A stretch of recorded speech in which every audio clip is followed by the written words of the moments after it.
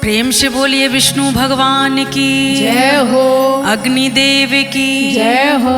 और आइए, बहुत सुंदर हमारे यहाँ भारत में एक होली का पर्व होता है जो फागुन मास पूर्णमासी के दिन मनाया जाता है।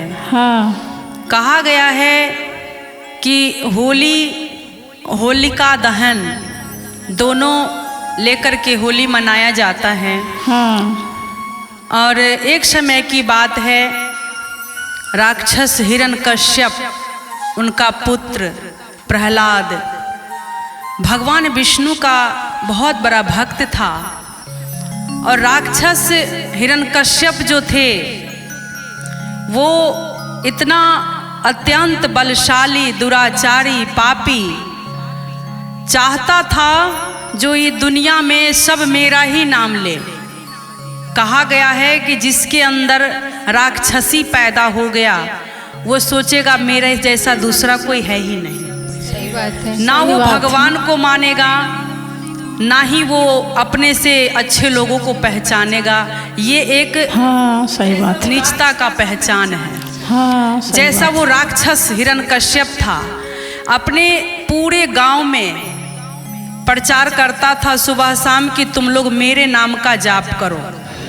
अगर कोई भगवान का नाम लेता हुआ दिख गया तो वो मेरे से बचेगा नहीं। बताओ। अब प्रजा लोग डर के मारे भगवान से मन ही मन प्रार्थना करते थे कि हे भगवान, कभी तो ऐसा समय आएगा जो इस पापी का नाश होगा। जरूर होगा। और लेकिन उस राक्षस हिरण्यकश्यप का पुत्र प्रहलाद बहुत बड़ा विष्णु भक्त, सुबह शाम दोपहर विष्णु भगवान का ही नाम जपता था। नारायण नारायण, हाँ, श्रीमन नारायण नारायण का जाप करता था। जब वो बालक जैसे जैसे बड़ा होता गया उसको भगवान में लगाव उतना ही बढ़ता गया।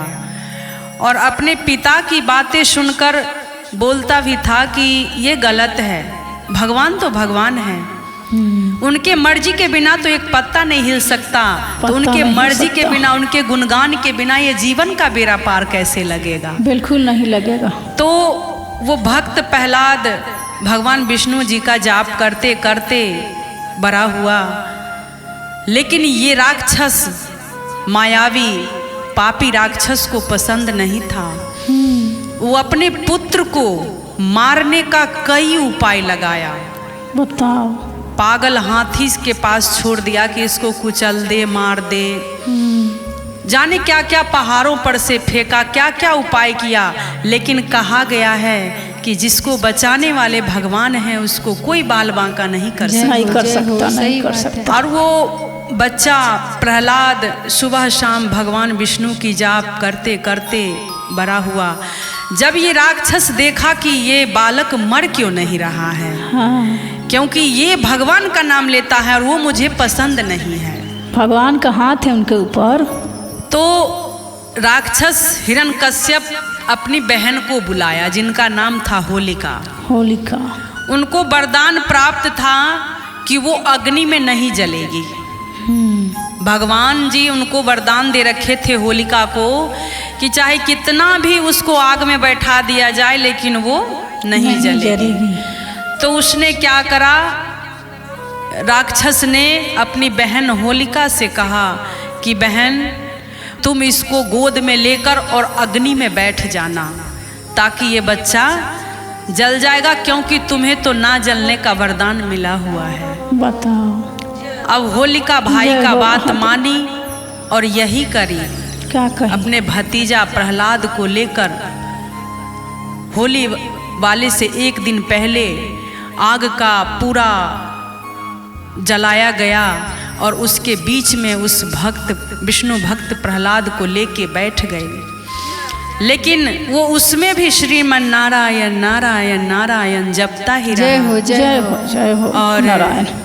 देखिए, कहा गया है कि भगवान का बेशक वरदान आपको मिला है, लेकिन अगर उसका आप गलत फायदा उठाओगे तो भगवान उसका भी उपाय बना रखे। वो वरदान छीन लेंगे भगवान। तो जब होलिका के गोद में वो बच्चा अपना विष्णु भगवान का आराध्य देव को पूज रहा है तो भगवान उसको साक्षात आए और बचाए। बच्चा प्रहलाद बच गया और होलिका जल गई। तभी से हम लोग ये होलिका दहन मनाते हैं, क्योंकि बुराई पे अच्छाई का जीत हुआ। जय हो जय हो। और राक्षस पापी का अंत हुआ। भगवान विष्णु अवतार लिए और उस राक्षस का वध करके और अपने भक्तों को रक्षा किए। तो बहन, होली भी एक ऐसा त्योहार है जो बुराई पे अच्छाई का जीत है। तो आइए हम सब मिलके इस फागुन महीने में होली मनाते हैं और प्रेम भाव से, मन में कोई प्रकार की त्रुटि नहीं रखना चाहिए किसी के प्रति। बिल्कुल कहा गया है जो पूरे साल आदमी का जीवन है, परिवार है, एक जगह रहने में, चार दिमाग मिलने में लड़ाई झगड़ा सब कुछ होता है, लेकिन एक होली जो है इसको कहा गया है मिलन का त्योहार। होली मिलन का। होली हो होली हो